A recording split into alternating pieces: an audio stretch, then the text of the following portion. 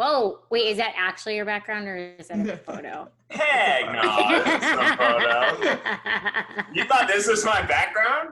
Oh, You're no, well read. no. That would be wild. Here, I'll show you what I'm actually. See, let me choose none. This is my actual background. Oh, those are nice colored doors, though. Yeah, it's just 2 doors. You know? Those are nice colored doors. Yeah, if I had it open, you would see like our composite, composite, and then this big. I'll show you. It's just for fun. Give us the room tour. Welcome to MTV Cribs. There's like a big old like fish over there. Oh yeah, dude, I got one of those. Yeah. Yeah, mine's from my grandma though. So my grandma was a big fisherwoman, and I think they were in the Gulf of Mexico, and they were on a boat deep sea fishing. She caught a tarpon, and the line snapped, and she caught it with her hand, and she fought the fish, and got it in, and then they eventually stuffed it, and that was a gift for me, like 10 years ago. Yeah, it's awesome. Yeah, no, I like. How big is that thing? Almost 4 feet. Yeah. It's gigantic. Probably too large. Dude, can you imagine like holding a line, like not the pole, a line with your hand? Yeah, that's insane. That's hard. Yeah. She's a beast. Yeah. Wisconsin. Tell you what, you don't have soft hands if you're doing that. I think she had gloves on, is what I tell myself. Otherwise. Oh, yeah. I would think so. Yeah. Wisconsin. Anyways. Deep Wisconsin roots. We're sturdy people. This is the True North Collective podcast, a gathering of unsugar-coated conversations on authenticity, created by the real-life documentation of everyday humans fearlessly finding their true north. Welcome to season 3 of the podcast. Hi, I'm Rachel. I prefer cleaning over cooking. My go-to summer 2020 shoe is the classic Teva sandal with cactuses, and I'm highly entertained by conspiracy theories. Hi, I'm Jenell. I almost killed my Tinder date in the woods. My toes don't fit into Vibrams, and I laugh when I'm in pain. Hi, I am Preston. Fun facts, on my very first date, my car stalled on me, and I was stuck on a highway. My name, actually, Preston, means priest town, and I don't like candy that much. And we are your host of the True North Collective podcast.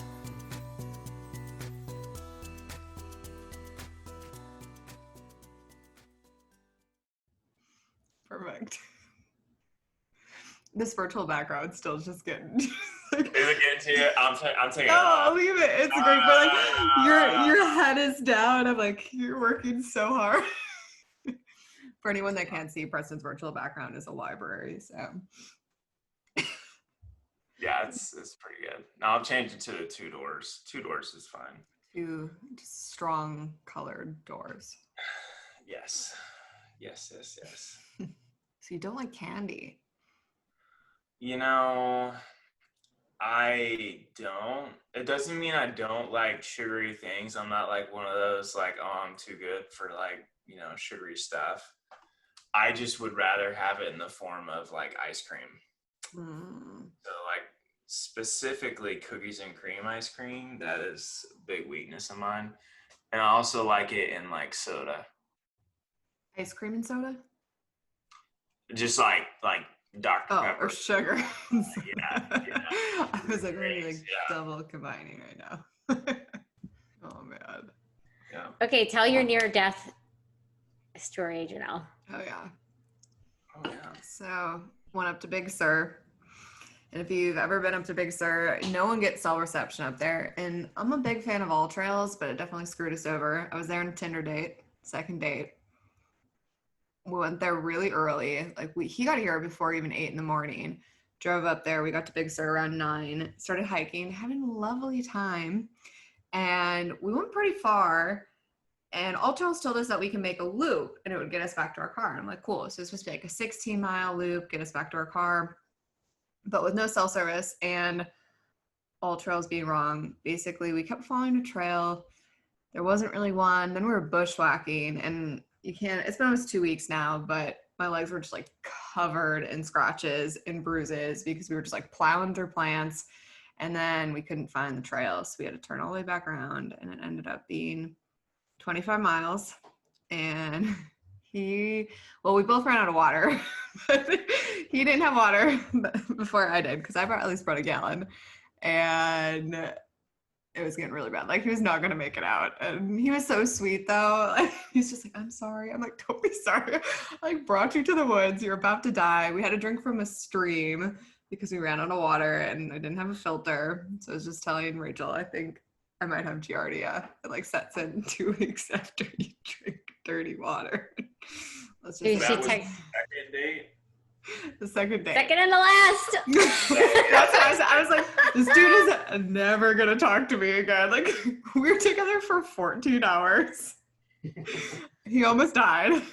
He was just like, oh, but I'm so sorry. Like, but you're doing fine. I was like, okay, you're like the sweetest human in the world. He's like about to pass out. I'm like, you hike in front of me, and there's some steep drop-offs in Big Sur too, where you just like plummet to your death. And I'm like, this dude is gonna pass out. He's gonna fall off a cliff. Like, even if I get back to my car, like, to get cell service, you have to drive another like 30 minutes out of Big Sur minimum.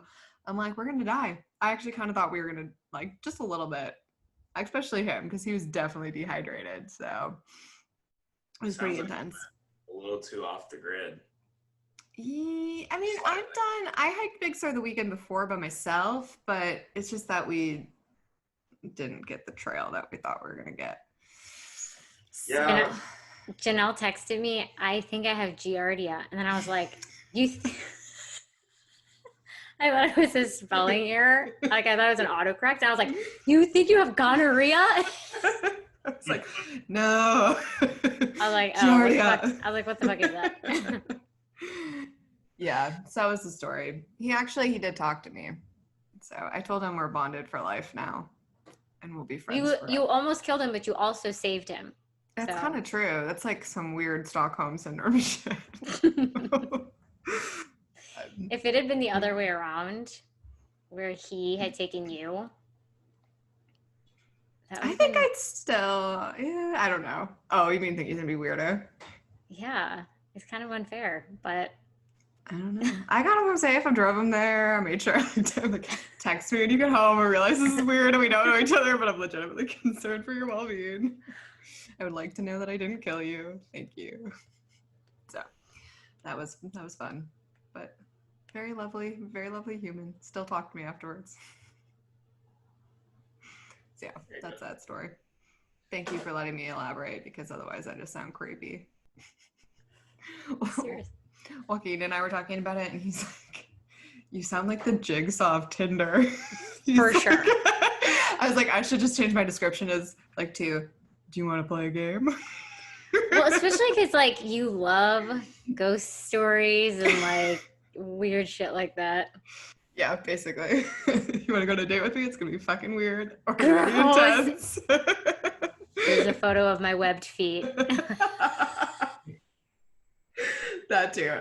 It's not because they're webbed, but my toes just don't fit. Like, they just can't get up in there in those vibrams. Yeah, what did you say? What kind of vibrams? What are those? Remember those like 5-toe vibrams? Oh, yeah.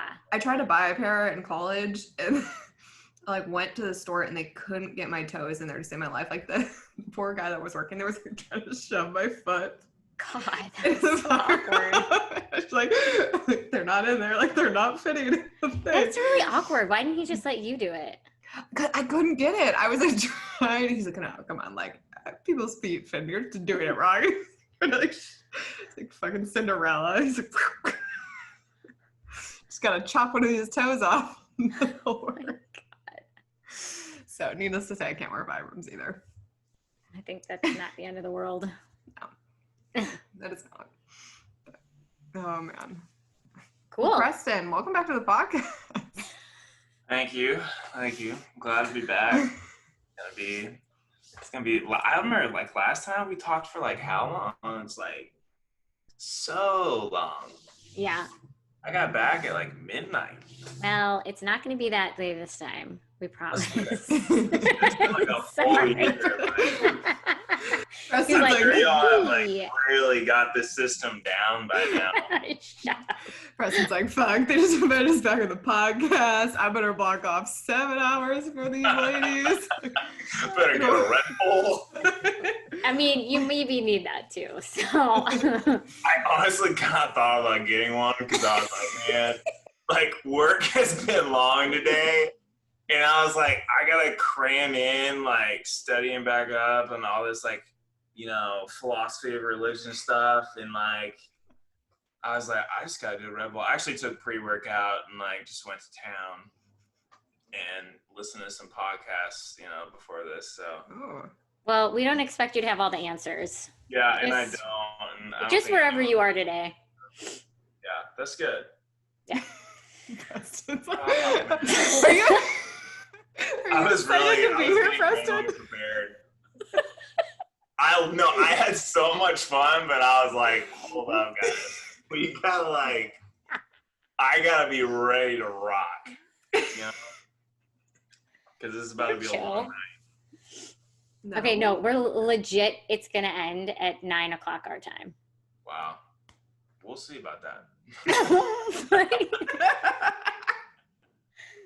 Okay, on that note, I'm going to reintroduce you, which I didn't really get your new introductions. I have no idea where you work or anything. Where do you work now? You know what? Does it not matter? You know, Just do whatever I want to say. You can ask me a couple questions about where I'm at now, because Okay. Introduce you. September is just around the corner, and so is our next collective. The collective is our monthly community gathering that happens on the first Thursday of every month.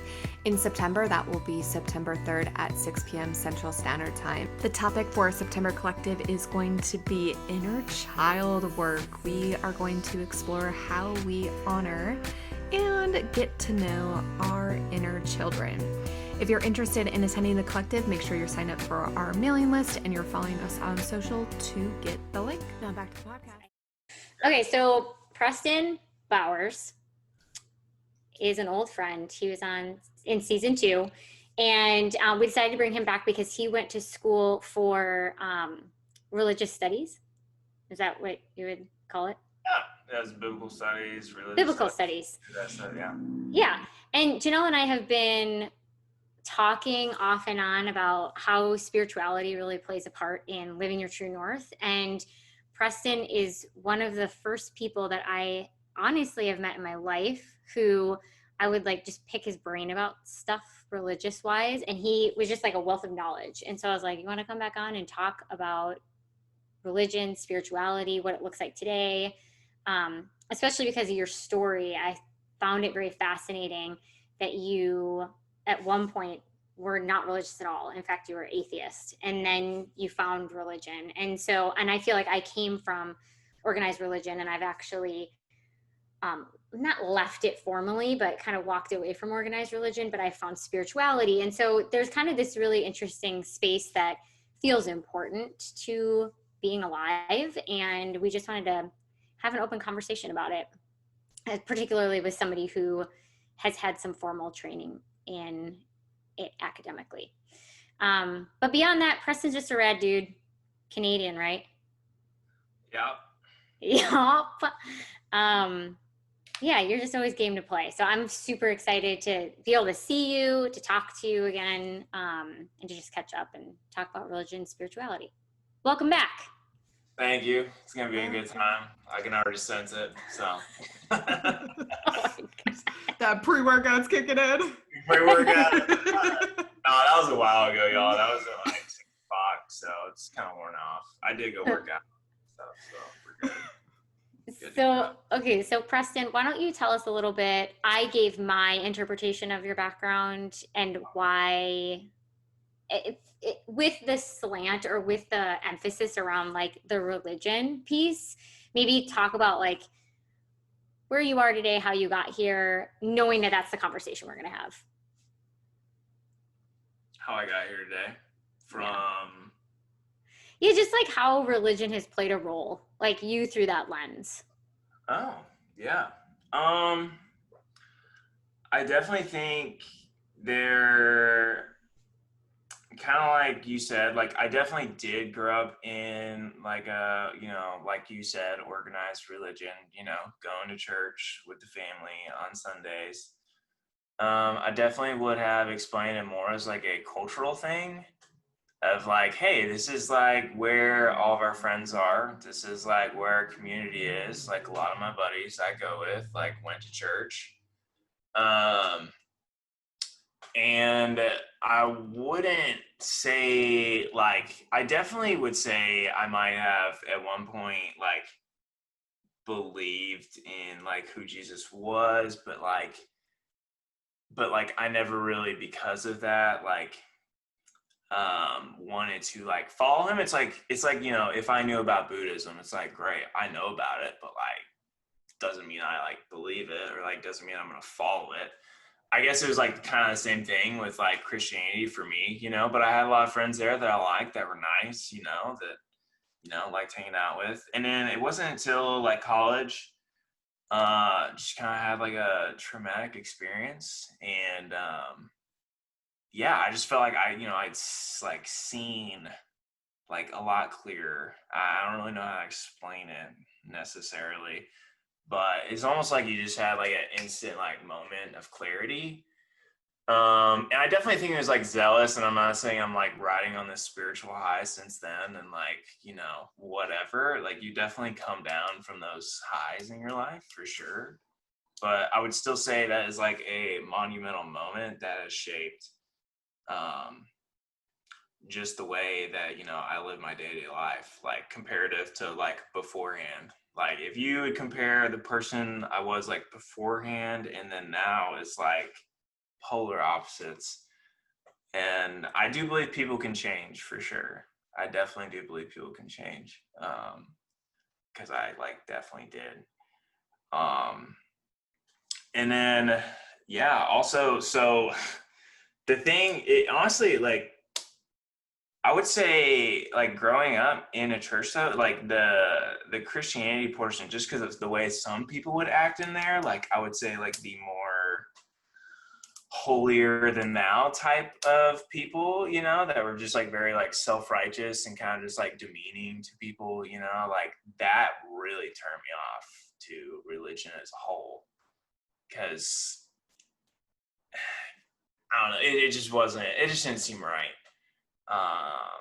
for somebody to like claim that they were like better than you just because they do XYZ. But then, just kind of like, so then whenever I went to DBU, I was like, oh my gosh, there's going to be these amazing Christian people because they're going to know so much more about the Bible because like, they study it, right? And like, they got to be great Christian people. Well, it's not always the case, but I did meet a lot of people that like, were definitely solid. And, I got there and like being a new Christian, like I didn't hardly know anything about the Bible. Like I always make a joke, like all I knew was like Jonah and the whale, and that was pretty much it. And I was like, man, like, everybody else knows so much about this religion because they all grew up in Christian private schools, and like they know, I mean, they could recite probably like 400 verses for you, or like the whole book of James, or like whatever it is. But I couldn't, and I was like, you know what, I'm just gonna like, if I really believe in this so much, like I might as well just major in it. And so I did. And it was definitely a rewarding experience. I definitely think it'd be like the hardest major I could have chosen, just because I knew nothing about it. And like, they kind of expected you to be coming from a private school where you had like grown up with this your entire life from like kindergarten to high school. And this was kind of just like a refresher for everybody. So like everyone would ace Old Testament, New Testament, and that's like the beginning courses. I came in and I was like struggling big time. And so, yeah, but it was definitely a rewarding experience. I had to take 2 years of Greek, which is not Greek you speak today. It's like Koine Greek, and that was super hard. Dr. Matos kicked my butt doing that. He was a great professor, though. He's a great teacher. Man, man, yeah, learned about other religions as well while we were there. Some religions I had never even heard of, like Zoroastrianism, which is like the religion of Persia, which is just absolutely crazy. I mean, that's just the one like really sticks out to me. And then also learned like, I don't know, I was very ignorant to Buddhism and Hinduism and Islam and whatnot, and like found like out that there was a lot more to it than like what I knew is like a cultural thing, because I'm going on a lot. This is not really an intro. It's okay. This is great. Yeah. Okay, awesome. cool. So I just found that like, you know, there is a big difference between kind of the like doctrine and the laws of a religion versus like the cultural aspect of it. Because if you look at like, you know, it's kind of like, I guess Christianity is probably the easiest example I could give, just because, you know, it's a pretty big religion here in the States.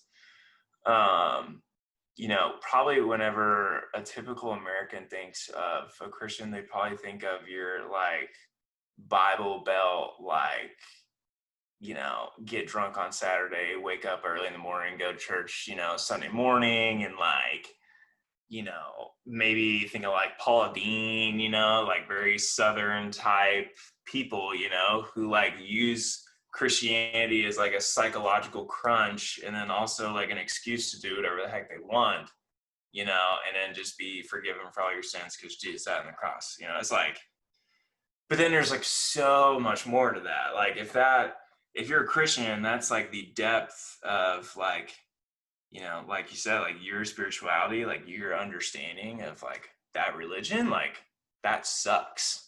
I feel really bad for that person, you know, that they haven't explored their faith a little bit more than, you know, what they hear on Sundays. So when you went to your first college, what did you study there? Yeah, I was actually finance over at Texas A&M Corpus Christi.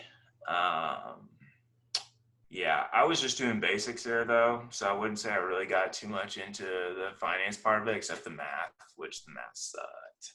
And But at that point, would you have called yourself atheist? Not to put you in a box or anything, but you know, honestly, I just think I hadn't explored. Honestly, I didn't know enough about the religion I grew up with, or honestly just didn't care. But I didn't want people to go, oh, like, oh, you're a Christian, so then like, why are you getting drunk, and like, why are you doing these drugs, and like, why are you doing this stuff, you know? So it was more like of a I'd just say I was atheist because like I didn't really know, and I didn't want to like have to defend myself, you know? Yeah, you're like, I don't fit into this mold of what, you know, it is represented as here, and so I don't really know where I fit. Yeah, and yeah, so I just kind of, you know, just would totally, if that came up, I just kind of put that on the back burner, not talk about it, you know, yeah, and whatnot. I mean, it's pretty wild to go from finance major, I guess I'll call myself an atheist, to I'm gonna go to DBU and study biblical studies. I mean, that's like a really big leap. No, it was definitely a big jump, but like I said, I mean, that was definitely caused by like, you know, I would say a different like worldview and mindset going in, and priorities. I don't know if I really had any priorities at the time, but priorities like definitely changed, and I knew like the life I was living at that point was like not sustainable, and like, you know, like I went from like 210 pounds to 160 pounds, and like I was just like, you know, it's just like you almost felt like you were just kind of, you're like, oh man, like death is closer than I think it is, you know? You know, and I am not, yeah, and I had a couple friends die in college too, and I was like, you know, and then it gets you thinking like, okay, well, what happens after this life, you know? Because like mine could be over any day. So it really got me thinking, for sure. about that. So Yeah, I think I think death is. I can't remember if I've said this on the podcast before, but I'm really into Duncan Trussell, and he has a podcast, Duncan Trussell Family Hour, and I like listening to him because he's very interested in like asking big life questions and like kind of he's interested in all these different philosophies and approaches and considerations. And I had a conversation. He has a Buddhist meditation teacher right now, and as they were talking, the Buddhist meditation instructor was saying that when he was studying like under Ram Dass and stuff back in the day, somebody in his class said, okay, you've been doing this forever. Like, what's the answer to enlightenment then? Like, what's the one thing I have to do? And, or like, what's the one thing? Like, what do I need to know? And whoever was talking, I don't know who it was, said impermanence. And like, that's the thing. That's the point, is to wrestle with impermanence. And he goes on to talk about impermanence and like death is actually life. And there's a lot of things that I've been reading in other areas that aren't necessarily connected to any doctrine per se, but particularly with like Native American folklore and stories. It's always the life, death, life cycle. It's like a part of everything, and that's a part of life. And there's like a rebirth that needs to happen. And so we're talking about like reincarnation type of thing? Not necessarily. It's just even like the cycles of life. You know, not everything is alive all the time. You know, that's the seasonalities of things. The acknowledgement that sometimes things need to die in order for them to be reborn. And that particularly in the West, we're so afraid of death and we avoid it, even though it's something we're never going to be able to avoid. And so we hold on really tightly to stuff that doesn't serve us anymore because we're so afraid of something, you know, dying in order for something else to come. Yeah. It's pretty funny. It's just like, you know, in Hinduism, like, I think people that probably didn't know anything about it would look at it and be like, oh, so like reincarnation is your kind of like psychological crunch of when you die, you're just going to be somebody else or something else. But like in reality, like reincarnation is like something like it is a cycle that they want to like get out of like as fast as possible. Like, what is it? Because what does that represent? Well, because, you know, the longer you're, I mean, would you want to live like 5 lifetimes to reach enlightenment, or like no, like a bliss stage, or do you want to live 1,000 lifetimes to like reach like this like enlightenment bliss? Just like a state of just like peace and just like bliss. Do you believe that's where we're all headed, is the attainment of bliss and enlightenment? Do you think I don't believe that, but that would be what okay, here's the deal.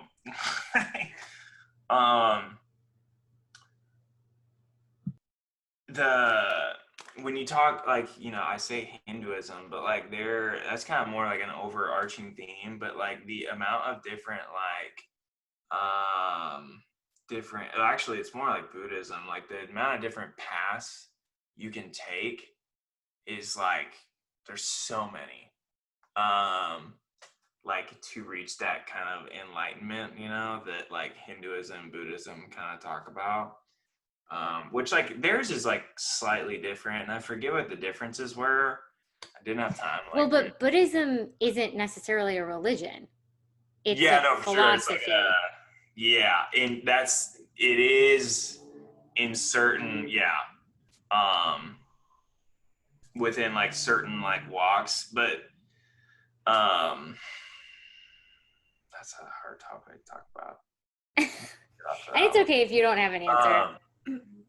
Yeah, but no, definitely reincarnation would not be something that would be like how they looked upon. I don't believe that for myself, but like I think it is funny that people see that as like their kind of cop out to like death, and you know, it is interesting. Oh, go ahead, Jenell. I was going to change topics, so do you want to? Well, I kind of was too, so go ahead. Okay. When you were doing your intro, you brought up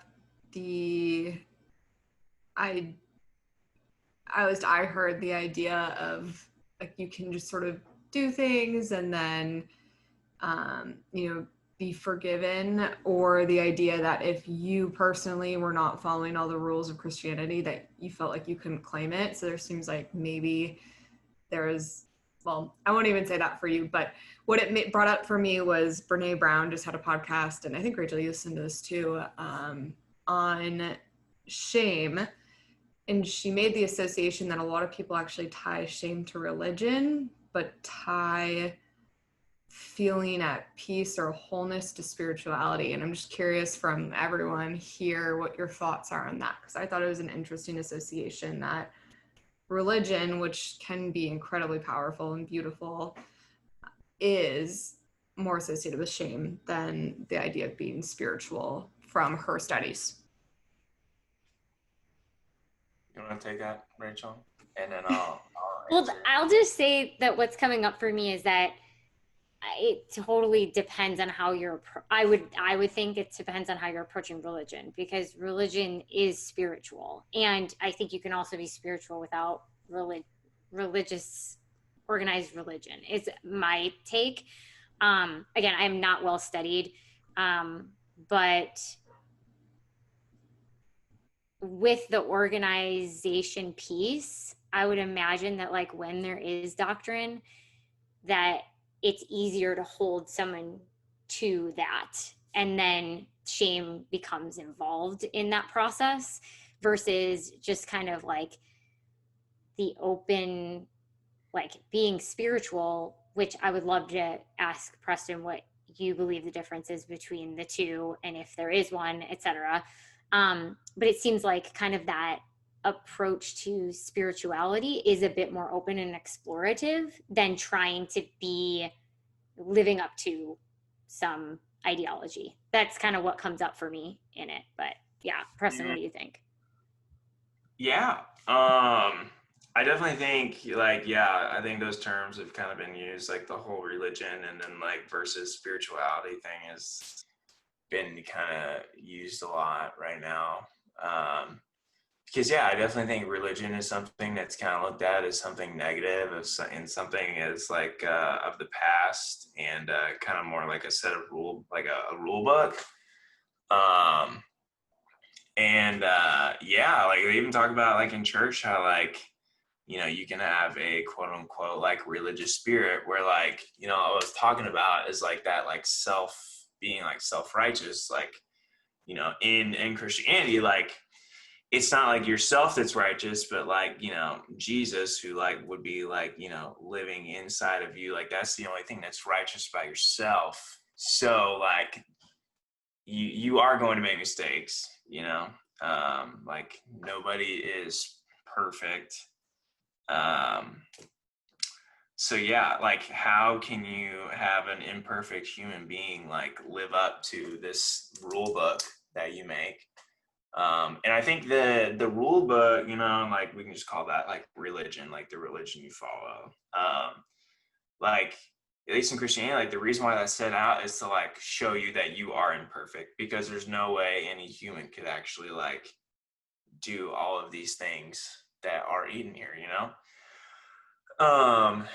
And so, that spirituality part you talk about though, like, in at least, my religion is like the relationship side of like, your personal relationship, like with Jesus, which is like, the Holy Spirit, like living inside of you, like kind of like that little like whisper in your ear is kind of like what has been like called. I definitely think, and then also like, a lot of Christians like read their Bible every morning, and say you miss one day out of the week, it's like, oh my gosh, instead of like beating yourself about it, there is grace about that. But I think the main thing that's like the most important is not necessarily because you can do something. It's kind of like, Rachel, if I was like, you asked me to do something and I did it, but I did it with like some pissy attitude. And like, it was like, honestly, Preston, I like didn't even like, if you were going to act like that, like, I don't even want you to do it, you know, versus like, if I do it and I have it with like a good attitude, you know, it's like, oh, like, thank you for helping me out, you know. It's like you're looking at like the heart's intent, right? And like that, you know, example is like very visible, but you know, like, you know, in the Bible it talks about how like God judges the heart, you know, not necessarily like the actions themselves, but like the intent behind the actions, you know. So if your actions are to like lift yourself up, you know, and just make yourself look great just for your own like selfish ambitions, and like, you know, it's not really that great of a thing that you did, but like rather that like, you know, you're bringing glory like to Christ. So I definitely do think that you can get caught up in religion and it can be a negative thing, and there can be like a lot of shame in that too, and people do use that for sure, like for their own benefit, you know. Because like, you know, I mean, that happens in the spiritual communities too. yeah, there's a lot of shame basing in spirit. Yeah, that's definitely like, that can cross over into like pretty much any religion too, because like, Yeah, a lot of them are like works-based, like pretty much all of them are works-based, you know, like in Hinduism, like for you to get to enlightenment, you know, and get through the, you know, awful process of reincarnation, like you have to do better in every single life. So like, you know, and then like, you know, you get karma, which like, it's kind of weird. It's like almost described as like black spots. Like imagine like a spirit being like white. It's almost like karma is described as like a black like splotch on you. And like that gets like purified through like every single like reincarnate life. Which is kind of, it's a cool way to describe it though. yeah. Like that sucks though, because I mean, you think of like a lifetime, let's just say you live like 75 years. Like, and you have to go through so many of those. I mean, that kind of like, that really sucks that like that expectation is put on you to just like be better and better and better as a person. But I guess like, you know. Why does that suck? Why does that suck to you? I would say just because like the expectations that are put on you to perform, like that's such a high standard. Lifetime after lifetime after lifetime after lifetime after lifetime after. Keep and going. And then like if you don't, then like guess what? You're going down, you know? Yeah. Like it definitely, like that would be very hard. At least like for myself, that would seem like not an easy thing to do. But if there's anyone that has hit enlightenment, props to them. Do you think that spirituality can exist outside of religion?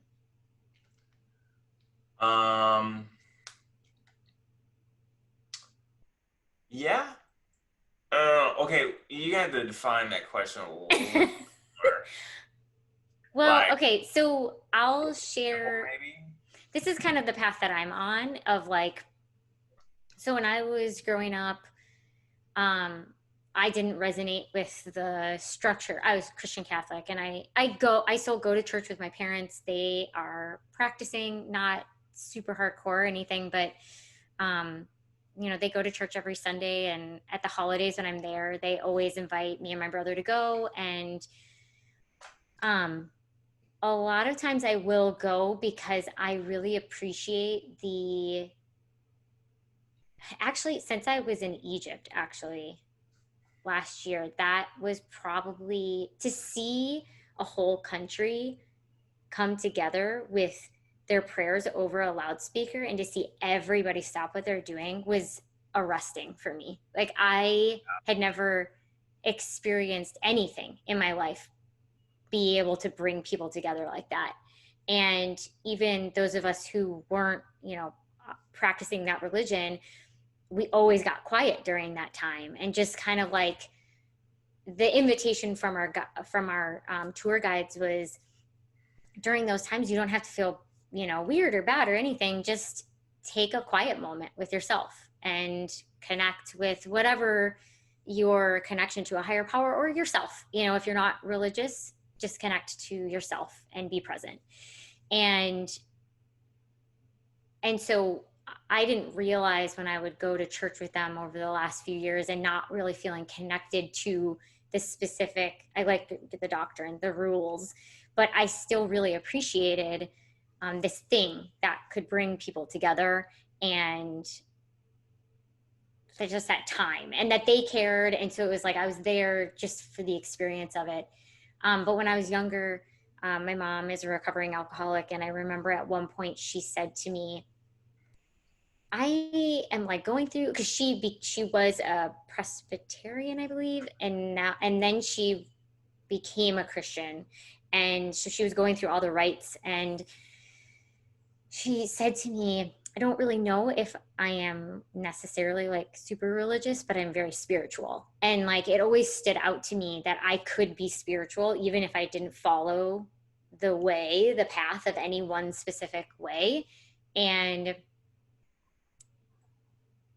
I think getting sick, but not feeling connected to like a church, but still feeling connected to something bigger than myself. Like I've always felt a connection to something bigger, and that there is something alive. There's a life force. There is an energy. There's something that's there beyond, this meat suit that I happen to be occupying right now. And whether like my specific consciousness actually hangs around, and I don't think we could even possibly fathom what that experience is like with whatever spark is making this, me and you. But some part of that I do believe is part of the collective and goes back to it. And so I am in this place of like, I still feel like I love the idea of, going to Egypt. They believe that Jesus was an actual person too, as well as a bunch of other, that there were these figures that were doing incredible things. And I do believe that there is some reality to that. It just doesn't work in the construct for me. So I guess I'm not really answering the question, but this is what I am wrestling with, of like, I do feel spiritual, but I don't really know where I fit in. And do I have to fit in? Does it matter? So like a certain like religion, I guess is what you're saying? Like a certain No, group? I don't. I'm asking if spirituality can exist beyond religion. And my truth says yes. But I have not done as much studying as you have. So, and I'm still wrestling with it. I mean, I'm sure, somebody could like do that. Because here's another thing I'm going to throw at you. Yeah. So when I was doing coaching at the store, there were I coached everybody, and there were definitely several guys there who were have like church what do you like, not groups, but like I guess like groups. Group yeah, I think so. And they would talk to me about how they're like, man, this is really similar to that, but we don't really understand what you're coaching people to. Because when they were like, when I do this, it's like I have a book that I'm like, okay, go back to like your relationship to this and these things that are here. And I was like, and they were like, how can you sit and have a conversation with people who are coming from all different books? Like it's all different books. You can't know all the books. And I was like, yeah, because I believe that it all can coexist. And I know from like on a level, like I understand that like believing that two things that are so contrastingly different could coexist at the same time seems asinine. But I really do believe that they can. And I don't actually believe that any one of us knows the whole truth. And so we're all connecting with the flavor that speaks to us. But ultimately, it seems like they're all trying to give us something to connect to that's bigger than ourselves, to have a sense of community, to recognize that we're imperfect, and to have a connection to something that might be a little bit more perfect that we can connect to and learn from, whether it's within us or outside of us, or outside of us living through us, or whatever other iteration. Mm-hmm. And so it's kind of gotten me thinking that spirituality maybe is just the ability to connect to that thing that is greater than us, whether it's inside or outside. And then, you know, religion is actually when you have a more of a formula to it. But again, I'm still kind of playing with it because I like the idea that different people can practice different things that speak to them. Yeah. So. That's pretty like loaded conversation there.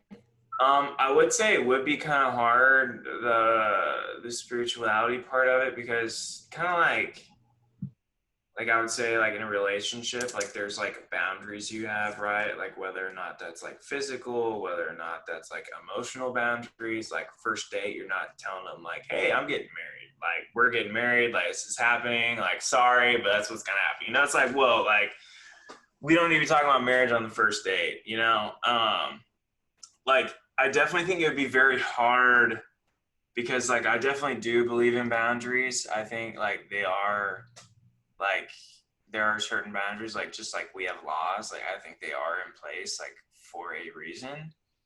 And I definitely think it would be hard to explore your spirituality with like no like boundaries, I guess, just because like, you know, for myself at least, like, you know, as much as I talk about like, you know, I believe in God and I believe in Jesus, like I also believe in like, you know, hell, and like I definitely believe in like Satan. I definitely think there's like a like, you know, if you think like there's always a like something bad to something that's good, you know, like you can have like something good in like moderation, but like a lot of it's not good, you know. And so I definitely think, at least like for myself, it'd be very hard to like not have kind of like a guiding book for myself, at least, just because I just wouldn't know like what, like how to explore that as well. At least for me, I'm more like a type A person.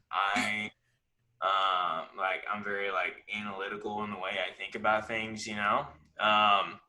So like for somebody like me, that would be like very hard. So the ambiguity of it, because to me, the boundaries are in the essence, not in the specific form. So you're playing with boundaries in the form. And I don't know if I think I'm still figuring it out for myself. I think I want to believe, and like I have like a strong sense that like, I don't know if our human minds can actually come up with 100% not what it actually is. And I know that you care. I know that I know that you acknowledge the diversity of the religions that exist, and there's an honoring to like, you became a biblical studies major, which meant that there was like a curiosity beyond just the form that you were drawn to. And so it is interesting that you can allow those to coexist while still having a firm boundary on the one that speaks to you. Yeah. And that is something that,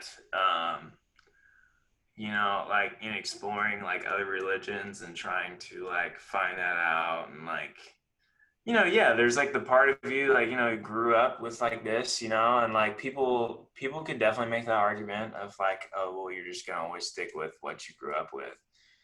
But there's plenty of people I know that like didn't grow up with that, you know, they grew up like a Buddhist, or they grew up like a, you know, Hindu, or like, you know, whatever it is, and then they, you know, convert to Christianity, or they just, you know, become atheists, or like in your example, like the complete opposite, like you went from, you know, a religion to like an unorganized type, you know, spirituality.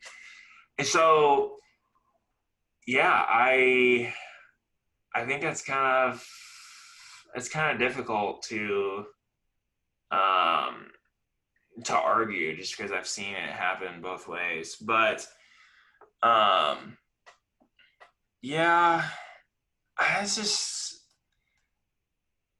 that is hard. I think that, you know, as a human, you ought to have respect for somebody else's religion, even if you don't understand it or lack of.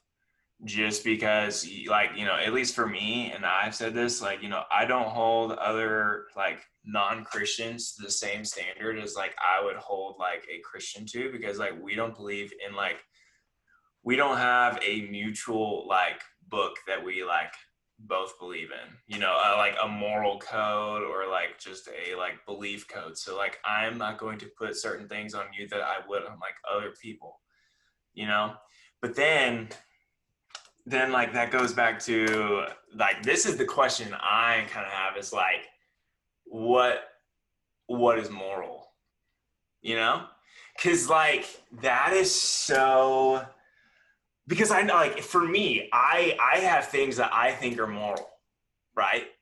But then there are so many different cultures, societies that would be like the absolute opposite of like what I am. Because like for me, like it's almost like I would say a majority of religions kind of like, at least the like really popular ones, are kind of like this, like you're almost like denying yourself like satisfaction in things that don't last, you know?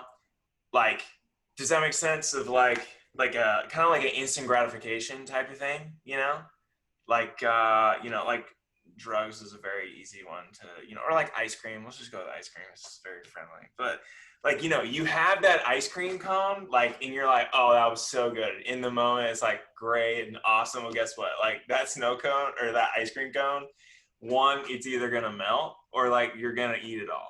And like it's gonna happen very fast. And then guess what? Like the satisfaction of the ice cream cone like goes away.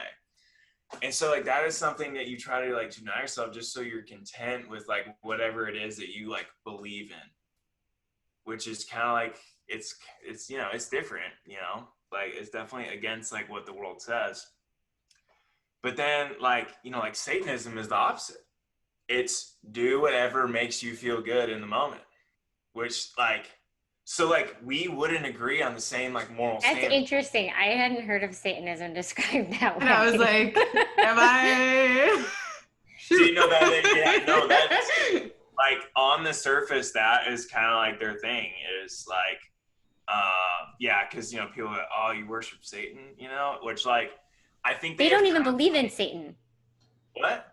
I don't think I believe in Satan. No, I heard a Satanist speaking once, and he said, we don't believe in Satan, and what we believe is that the qualities that Satan represents are in us, and it's up to us to contemplate, to work with, not to deny them, but to, and not to villainize them, but to just acknowledge that they do exist within me. And so knowing that they do, what do I do with this life that includes these qualities that, you know, you could categorize. However, I had never heard of that either. I was like, holy shit, which goes back to your earlier point of like how often, the media, and society kind of creates these pictures of what we want things to be for whatever reasons.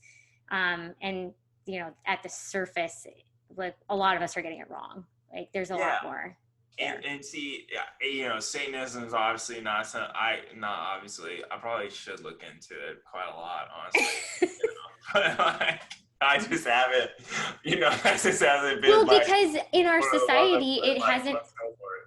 Well, and I mean, I'm older than all of you, but in the 80s when I was a kid, and kids, what I heard being snatched up, and like I had a leash, like I had a kid leash. Also, I was kind of crazy and I would run away. But like kids were getting snatched up. And then a lot of the stories were like of kids getting into the satanic rituals and like all the things. And so and then the movies, and it's like all this stuff that kind of, for whatever reason, and that's a whole other, topic. Has rebranded itself, because that's the thing, is like certain religions have evolved. Mm-hmm. Into something different than they once were. Yeah.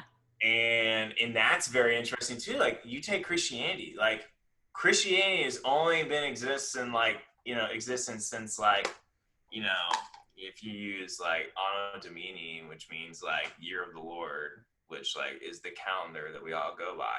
like, which is also kind of you're crazy. like 30, like 32, you know, or actually there's actually, if you really want to get technical, there's like a period between like BC and AD, because like Jesus lived for like, you know, 32, 33 years is what they guess. So anyway, let's just say year one, like that's when Christianity was around. But then you have like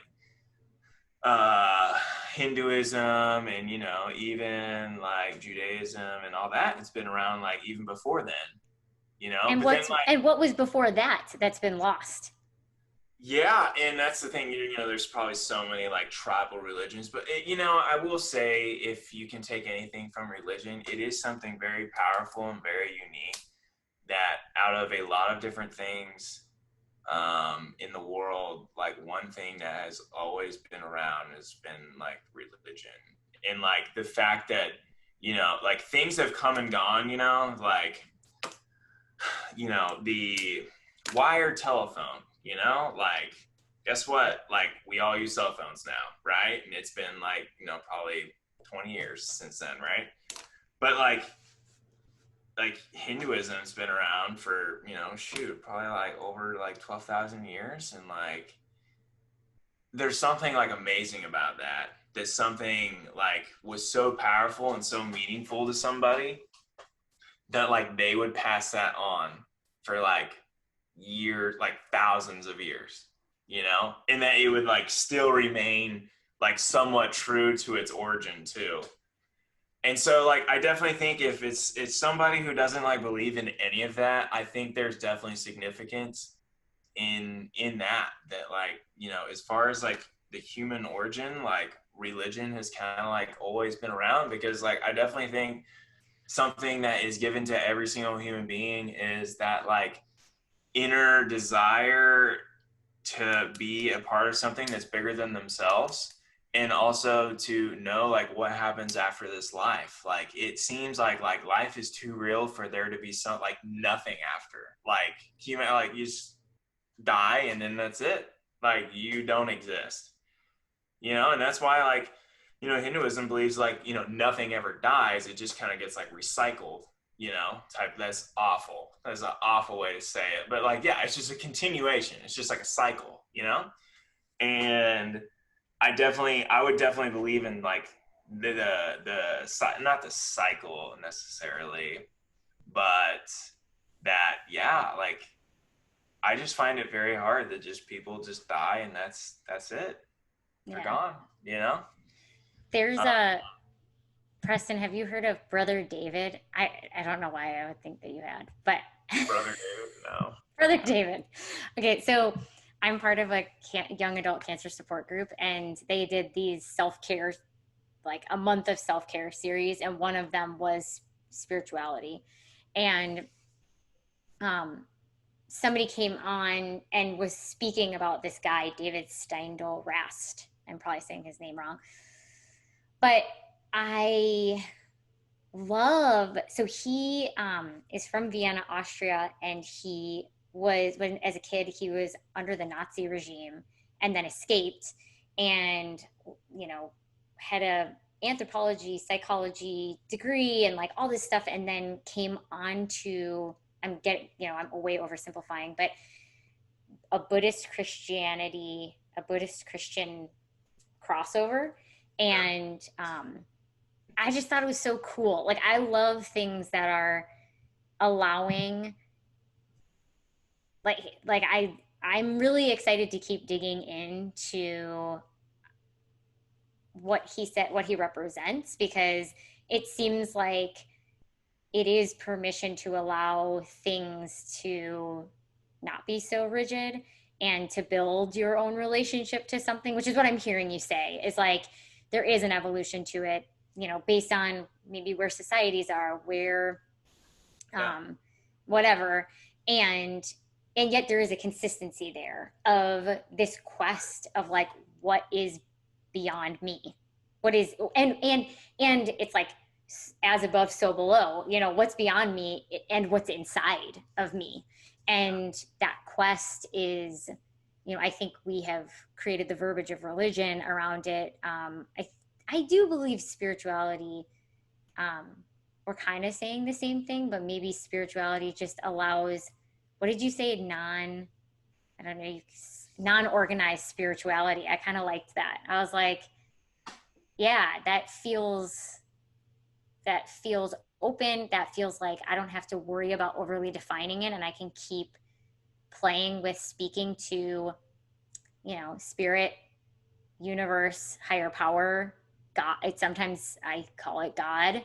But I don't have to be so hung up on the words and the form, and I can like allow it to unfold, and I can allow myself to be open to the different perspectives. And that's just me. That's for me, that allows it to be that. Yeah.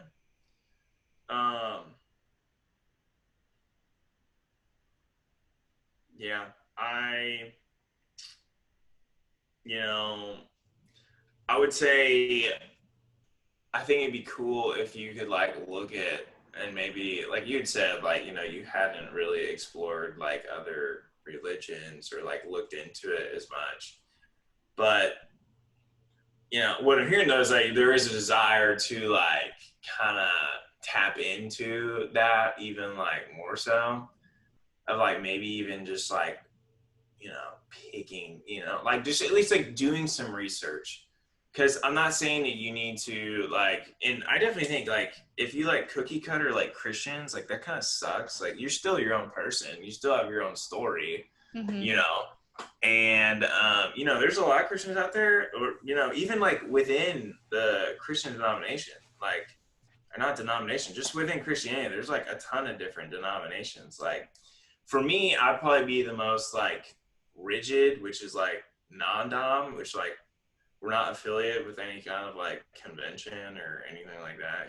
It's like not Baptist, Presbyterian, or Church of Christ, or like Mormon or Catholic, or Eastern Orthodox, whatever the heck it is. But yeah, like even within that, there is like plurality in the sense of like we don't really all believe in like the same doctrine when it comes to certain things. Which I think and I still, even within like my denomination, like I still have different disagreements with people, Yeah. I've always appreciated that about you, in like that's been a thread of consistency in our conversations, is always like I would still, challenge you or invite you to keep digging, like to see if there is something that that you could play with that was a form. And I really appreciate that, because I do think I am really comfortable with the openness and forcing myself into like to sit with a form without having to feel like I have to be, married to it or anything, but allowing myself to really surrender into it a little bit and see what happens is pretty cool. I would say I tend to, even within like shamanism is something that I'm pretty interested in. And even that, I think the invitation to like, okay, if you're interested in it, like dig into it, really learn about it, is a really, really beautiful one. So I appreciate that. Yeah, no problem. I definitely think, if you're a Christian too, like I think if you don't know about all the religions around you as well, like I don't think ignorance is bliss. Yeah. Because like, don't you want to know if like what you believe is like truly what you believe? Totally. Like I would definitely want to know what else is out there, and like whether or not it's just like something that I grew up with and I'm just blind to, and then also like digging into your own too. But I will say exploring other religions, at least in my case, has kind of made me have to explore my own even deeper as well, because it's like, oh, I don't agree with that, but like why don't I agree with that? And you like go back and you're like trying to research like what it is that's like different about that, or like even just seeing like the differences. And it's like, oh, they believe that, well, like what is my religion believe, on certain topics. And so I definitely think that is quite interesting. The one thing though with like pluralism, which is kind of like believing in like all the different, it's the idea that all religions lead to the same thing, is like they are all so different. But like my thing would be like, what was the purpose and the intent of that religion coming into being? Like, what are the origins? Yeah. Because like everything serves a purpose. So like, what was it about this religion that like, what purpose did it serve? I think it's an and. I think what you're saying is an and, because I've thought about this too. Like, if they're all leading to the same thing, then why don't you just have one? Yeah. Well, because one, we are different. I am different than you. My experiences are different. So I think having specific flavors is important. And to your point, they do address slightly different things, which is also why I think giving yourself the opportunity to explore the different nuances is a beautiful thing, because in that exploration, as well as your own, because in that exploration, you are learning more about life, humanness, you, the world, and it seems like an and to me. It's like, yes, they might all in essence be doing, but in form, they're serving very specific things, and both of those things can coexist. Yeah, I mean, that is. When it comes to coaching, that's kind of the approach that I've taken too, is like the idea that there is like a universality to the human experience of like, we all experience pain, we all experience change, we all experience, elation. But the way in which I experience, or my reason, or the story that got me there, or how it plays out for me, is unique to me and is different from you. And both of those things are worth exploring. The fact that there is a universality aspect, there is a bigger essence that we're all a part of, and there is a uniqueness that is each one of us, that's a form that like will never be repeated. And like, that's pretty cool too. And so it doesn't seem like an either or. And I always loved that idea. It felt more expansive for me. Yeah.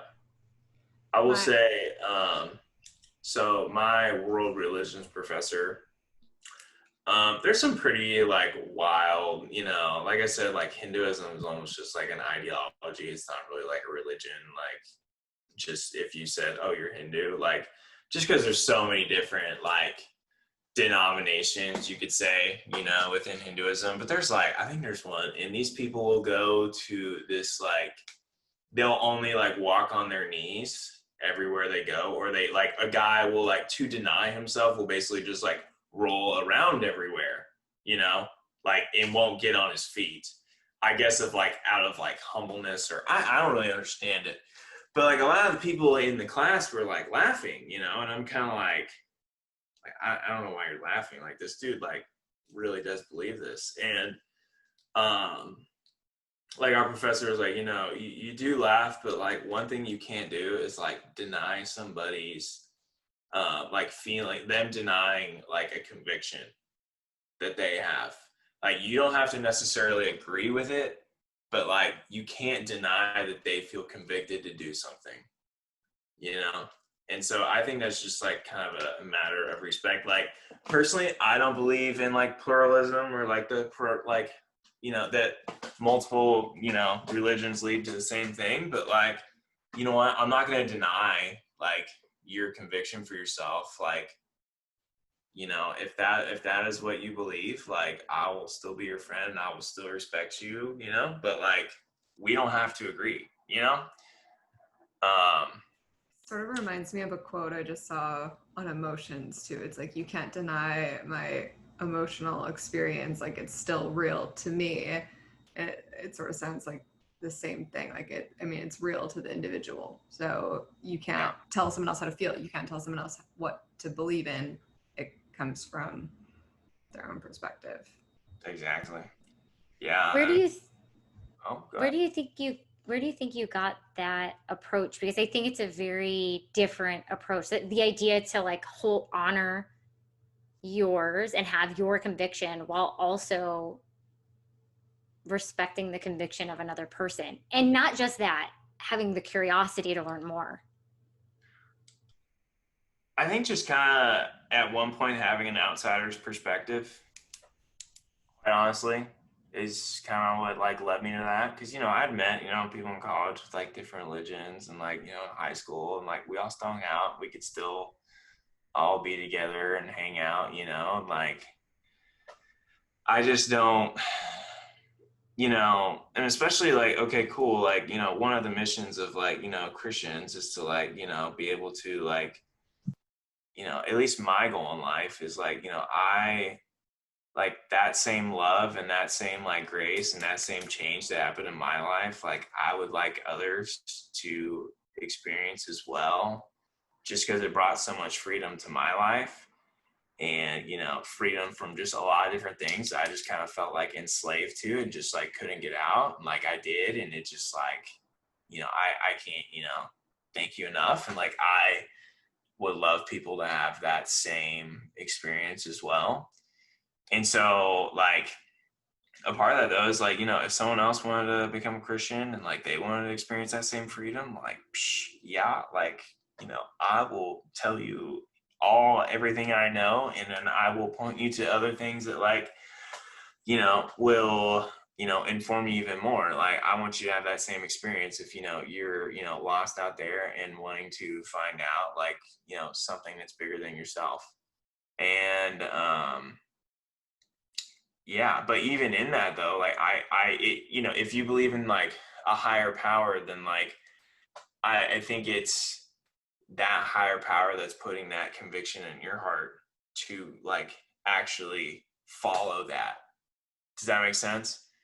And so it's kind of hard to just tell somebody to believe something like if they don't have a conviction about it. It's like I'm never gonna force it on anybody because I don't think it doesn't work like that, yeah, because like if they don't have the conviction to follow that, then what's the point? You're just like, no one wants to be forced into something they don't want to do or don't believe in, and so why do it? Yeah. So yeah, just always had a mutual respect for our religions, and like they have their own convictions and I have mine, and you know what, if we can't get along, like I think that's kind of dumb. So yeah. When we were talking about having this conversation, and Preston, you've brought it up a few times, but my big question, and I've been a little bit silent over here, but like I'm raised Catholic, high school, non-denominational Christian church that I went to with like basically for social hour with my friends, and really haven't done much with religion since then. But I've started to experience test out the concept of spirituality and what that means to me. But especially during COVID, just like being at home with all that time for myself, I was like, man, for like one of the first times in my life, I was like, I can see why people want and like lean into religion, because right now with everything happening in the world, it's like, if I don't have a spiritual or religious practice, and maybe those are one and the same, maybe they're not, like, what the hell am I doing? Like, if if the world ends tomorrow, if I die tomorrow, like, oh shit, like fuck. Yeah, I know. And so me sitting in my apartment by myself with also alone time, having these thoughts, and being like, one, wishing I spent more time exploring whatever it is that I want to believe in to have that conviction. But then also the other part of it for me too is like me questioning, even prior to COVID, like, what is the purpose of religion in 2020? Because I've asked myself that question too. I'm like, why are people religion? I mean, there's obviously why, but like I'm wondering, I'm like, why do people still experience or cling to religion? And like so many people are leaving maybe what's normal. So anyway, roundabout way, you kept on saying purpose, and I'm curious what you both think. Like, what is the purpose of religion today? Is it the same as it's always been? Is it different? Has it evolved? Yeah. One thing my granddad always said, he's been a pastor for probably like double my lifetime, probably like 50 something years or so. And one thing he said is, he's always been like the hip granddad, he's always wanted to see like what's going on with like the new trends or whatever like that. And like, I've just always kind of been like, dang, granddad, like you actually like, he sends me like emojis all the time and like sends me like, he's the one that got me really into him and my mom actually are the one that got me into like GIFs and whatnot, or GIFs, whatever. Like, I just never really did them at all. Anyway, like one thing he said is like, the message never changes, but the way that it's presented always does. And so like, I think the message will never change, like, but the way that it's practiced like will. So like example, in the early days of like Christianity, like people did not have these nice little Bibles, you couldn't get it on your phone, you couldn't get it, like it was super expensive in order to like actually have a Bible. So like you would have to go to a church or, a temple, whatever it was, like to be able to learn more about God, and you have to actually like memorize it, right? And so like, but then you look at Christianity today, and like, I can literally like on the road be listening to it, like, in my car, I can like, pull it up on my phone, like, so there's like a different way of like practicing it. But I think that it's just the message, I guess, that never really changes at all. And then you look at like worship too, like people would just like sing like, like Catholic churches, like you sing hymns, right? Like I'm not really a fan of the hymns. Like I think they are kind of cool, like if you actually look at the words, you're like, oh wow, but like a bunch of old people and yourself just singing, it's like, oh, this is kind of boring, not really my thing, like, let's rock my childhood type of thing, right? So then yeah, it's like, this is boring. So like, but then like that's what my granddad grew up with, right? Singing hymns, and he still loves hymns, but guess what? He also still loves like modern day worship music, which is basically like if friggin' the Rolling Stones came out with like an album, like it's all like so loud, and like you go in church and people, they have earplugs for you just because like it can get so loud, right? And so I definitely think the way it's practiced will just always be changing, but like the message will always stay true to itself. But I think religion definitely in 2020, it has a big part to play. And, even talking with other Christians too, it's like, yeah, like for sure, like just because you have a religion doesn't mean you have it all figured out. Like, I think the more you know you don't know. And at least for myself, that's the way, it has kind of played itself out. Yeah, for sure. Always. And so, yeah, even like talking to other Christians, like, gosh, like what is going on? Like, what is God thinking right now?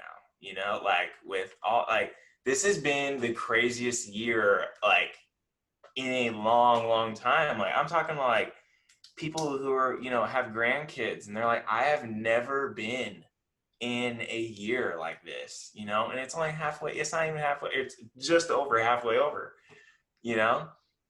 And so, yeah, I definitely think a lot of people are kind of looking to religion and being like, dang, like, they're kind of looking at like, what do I believe, and like, I better figure this out, sooner than later, because, it seems like the whole world's about to end with everything going on, which you gotta look at the bigger picture though, and it does, like bad circumstances will make you look at the bigger picture. And so, I mean, I think it's definitely a good time to kind of explore what you really believe in. And like, if you do have something you believe in, to like really dig deep, because this is not a time to be shallow. So in the one sentence, what would you say the purpose of religion is for you in 2020? Oh, the purpose of religion for me. I would say unity under hard circumstances. Yeah. I think it's definitely because, you know, even within like the Christian community, you could say, you know, mask on or mask off, or like, you know, Trump or Biden, or like, you know, like there's so many things we could all disagree on, you know, but I think the one thing that unifies all of us Christians is that, you know, we do believe like, you know, in Jesus, and that, you know, he does give us grace, and like he did die on the cross to save us for our sins, and like, you know, whatever the plan is, we're going to like trust in God that like, you know, he's going to bring us out of this, and, you know, whatever happens, happens, and we'll be grateful for whoever we get as president. And, you know, one thing is in the Bible, you know, respect your leaders. So whoever it is, like, we're going to respect them as our leader, and like, you know, that's it. And we're going to be praying that, you know, whoever it is, like they make the right decisions, and, you know, yeah. And that hopefully, you know, religions will all just kind of be respected. And yeah. Did I answer your question? Is that answer? That's beautiful. Your response. Yeah, Rachel, I'm curious. Unity under hard circumstances, pretty Yeah. pretty boom. I know you were like, I'm like, you just like pulled out and you're like, here's the Woody card. Maybe this. Yeah. Rachel, what about for you? Whether you consider it, I mean, I guess if you consider them one and the I same. do not feel qualified to answer this question at all, but to you. I'm saying to you specifically. I don't, the reason I don't feel qualified is because I'm still wrestling with it, and I don't know if it's like religion specifically hasn't necessarily, like formal religion hasn't really played a purposeful role in my life, which sounds terrible to say, because it sounds terrible, but it has. But to me, again, I think the essence of religion is what is spirituality to me, and the purpose of spirituality. And I think that can be religion for a lot of people. I'm not denying that whatsoever. And it could be for me at some point in my life as well. Like if I find an organized religion that, you know, encompasses the practices that feel true to me, ultimately, it feels like it's like a space to fall into, when it's a space to explore, that allows me to connect with myself and ultimately connect to others, no matter what is going on. When it comes to the purpose of religion in 2020 for society, I mean, originally this conversation stemmed around an article that I had read or come across or something from the Harvard Divinity School, where they were asking the same question, like, what is the role of religion in the future? Now, this was before 2020, which I think, given the events of things, a lot of people are now, at least in the West, like we watch a lot of stuff through the screen that we don't have to firsthand experience. And we still haven't firsthand experienced a lot of what we have seen on the screen that a lot of the rest of the world has, you know, unfortunately, fortunately, I don't know what the right word is, but they have experienced a lot of firsthand experiences of life that are difficult that we have not at large.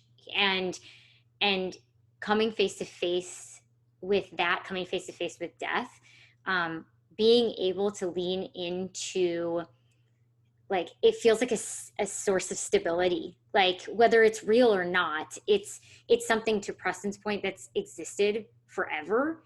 It's like, it puts a form to something so abstract, because we literally know like 5% of like a majority of things. We get a majority of things wrong. There's so much we don't know. And to actually like put that stuff that we don't know into a construct and then give ourselves the space to like acknowledge and honor it, I think it's very, very powerful when the rug gets pulled out from under you for whatever reason: cancer, trauma, accidents, war, oppression, and you're left with like very little to lean into, very little that feels stable at all. That's where spirituality and honoring the religion, to your point, Preston, like I 100% honor and like respect anyone who's practicing whatever religion really speaks to them. And like there's a support there. There's like a net there. There's like something, even though it's still not like 100% proven or anything. It's like, it's something, and it's something that seems like it will be there when we leave, and it'll be there. It was there before we got here. And so I'm not really finding the succinct words. But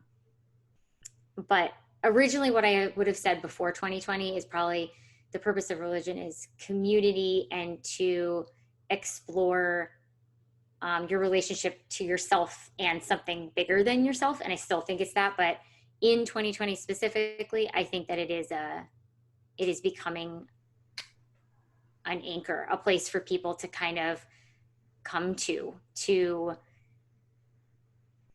have a sense of security in some capacity. So what that's coming up for me is hope. It's like this hope. I don't know. I have like a weird relationship with the word Fair. hope, but because it feels like reachy, versus I actually think that spirituality and religion is much closer for people than that. Like I don't think it's quite so far away. I think it's actually, it like Preston saying that it's in your heart space. Like, I think it is very close to home.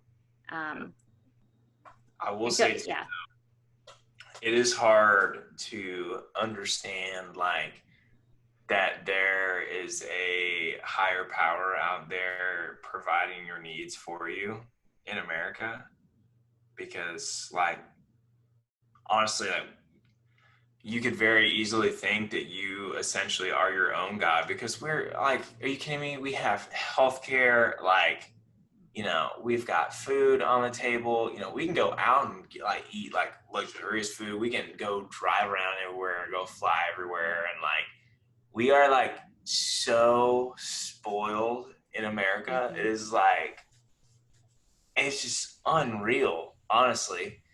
But if you're that person who, you know, is in the poverty line of, you know, earning under $2 every single day, like you can't just believe in yourself, because like you don't even know if you're going to be able to like eat, like maybe not tomorrow, but like in a month, like, and you're praying that like your crops or like whatever it is like you're growing, or like however it is you get your food is like actually going to come, you know? So I definitely think it's harder to believe in something bigger than yourself when you could just be very self-reliant on like yourself to provide your every single need.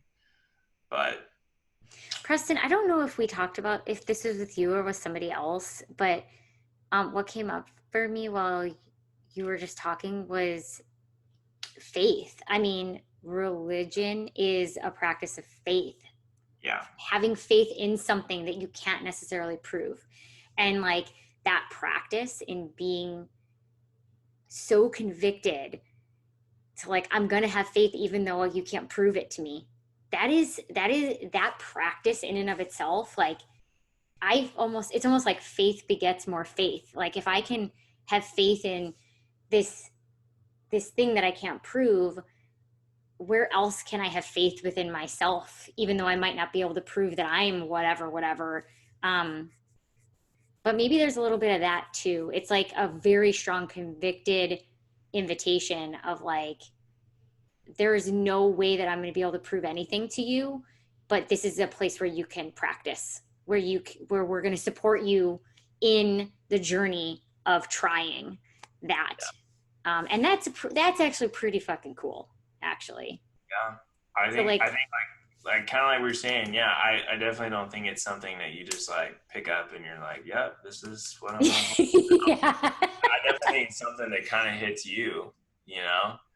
Like Yeah, for sure. You probably, you can't just live in a, box and not, look I mean, up you and could. figure out. You could, but like, you're probably not gonna get too many places. But like, yeah, like, I'm sure if you really go digging enough and you really go search out and you really do like pray to that higher power, that like you do get, revealed like the truth, and like, you do get some conviction. I think, you might just be able to find that.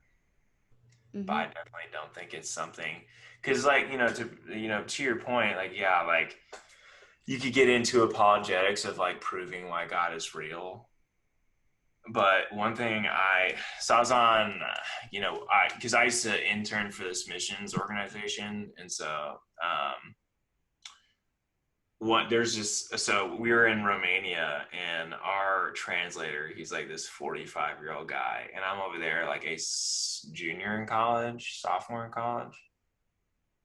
I don't know which one it was. Oh, junior. I was a junior in college.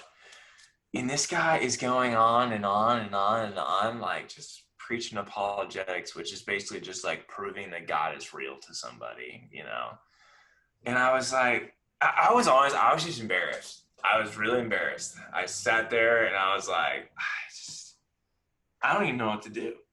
So we get done talking to this guy, and obviously he's like not having it,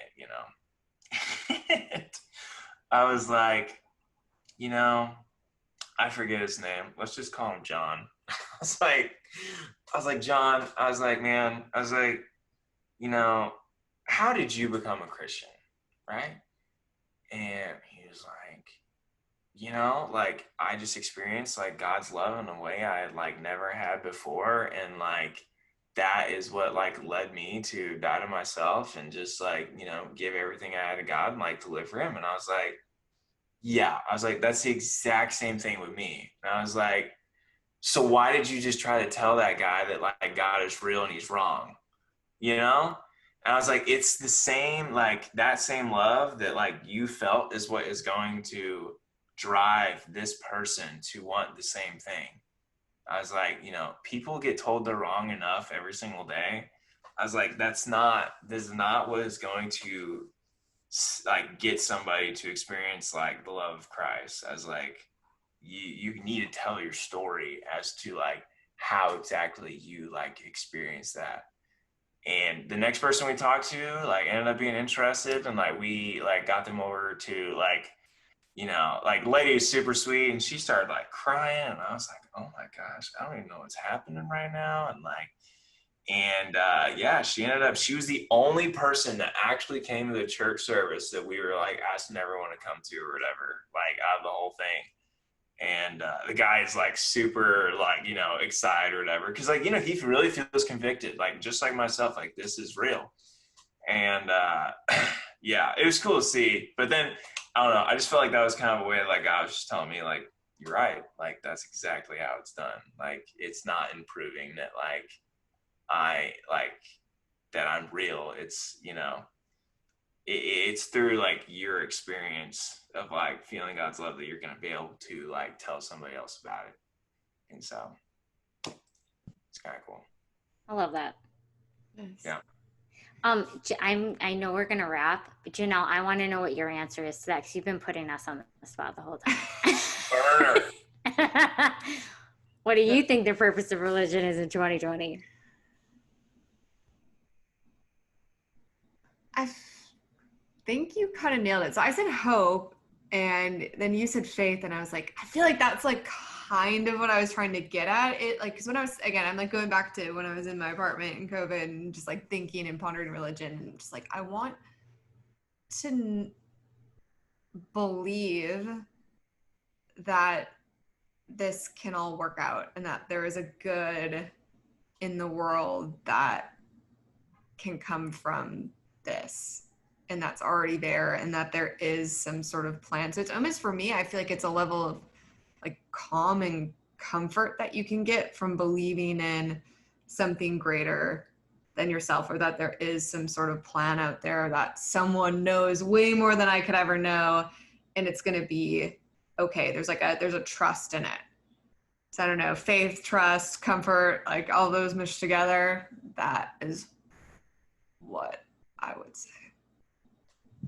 Yeah. Yeah. Touche. Is there a true north question that we could ask about this? I feel like we already answered that. I was gonna say, how does your religion allow you to live your true north? But you pretty much answered that. How do you live your true north through religion? How do you live your true north? In one word. In one word. In one word. Yeah. Because it's always one word. True north. Let's go. Religion. You got this, Preston. No, I've always been told, like, you know, this like one word, Preston. Just kidding. I know. You wasted them. Stray away from one word answers. Like one of my professors was always like, you know, the problem of evil. He's like, there's no good short answer for it, so make it long. It's like there's no good answer for this. But okay, repeat that question one more time, and I promise you I'll try to. I was like praying you weren't going to say that. I think I said, how do you live do true north from through religion? Yeah. Yeah. In one word. Yep. I think we kind of already said the word, but I'm going to say faith. Yeah. Fair. I think faith is more of like, you know, you said hope kind of has like that negative connotation of like, yeah, I hope I, you know, roll sixes. Right? Like you don't really think you're going to, but like you hope you do. But like, I feel like faith is like a confident hope or like a confident trust that like something, it is going to work out, you know? So I definitely think, or that like, you know, yeah, you really do believe it. Like, I feel like that's the difference between like hope and faith, but yeah. So I'm going to say faith. I think I'm going to say trust. Trust? Yeah, since I don't want to also say faith. So now I'm leaving you, Jenell. Actually, that's one of the best, honestly. Literally both of those words I said 2 seconds ago. So. I know. We totally stole those from you. It's like, faith, trust, and comforts. I don't know. Comfort? Like. I was going to say, I mean, another one that came up, if you want trust, the other one that I was going to say was like unity. Yeah. That's true. Unity. Boom. There you go. Mic drop. Peace out. Nailed it. All right, Preston, people want to get a hold of you. Talk about religion in 2020. Where do they hit you up? That email? You got like the phone still? I check my email all the time now because of COVID. Like I order stupid stuff off of Amazon, you know, just to have some boy to mess with. So I always check my email. You can email me. Proof people can change. Yeah, people can change because I used to have like 5,000 unread messages, and now I have 0 like every day. But yeah, you can email me at prestonbowers.ltc@gmail.com. Yeah. Do you want people to stay with Instagram? Oh, I was gonna say, do you want people to Instagram stuff you or not? Hit me up on Instagram. I think it's just a Preston Bowers. We'll put it in the show notes. Yeah, you can put it in the show notes. Yeah, please feel free to reach out because I love this stuff. Please feel free to reach out. I majored in it, so I love talking about it. You know. He really does. I'm gonna just like say, I'm gonna acknowledge you right now for being somebody that I always feel like I can share authentically where I'm at and also ask questions, and I never feel like you're gonna make me feel stupid. I know you're gonna give it to me straight in your perspective. You're gonna get curious about my perspective. You're gonna give me the space to find my own answer. And I have really, I don't know if I manifested you or what, but it's a conversation that I've wanted to have. And then I moved to Dallas, and then Press is like, hey. So truly, if people want to talk to you, I highly recommend it because it's been such a gift for me. I appreciate it. Definitely a gift for me too. I still love, talking about it. So it feels good. Yeah. Well, thank you so much for joining us and letting us pick your brain and your heart. Yes, thank you, Yeah, Kristen. absolutely. Love it. Do it anytime. This has been another episode of the True North Collective podcast. For more from Rachel and I, check us out on the gram at the True North Collective _. And if you liked what you heard, please consider leaving us a review wherever you are listening to this podcast. Until next time.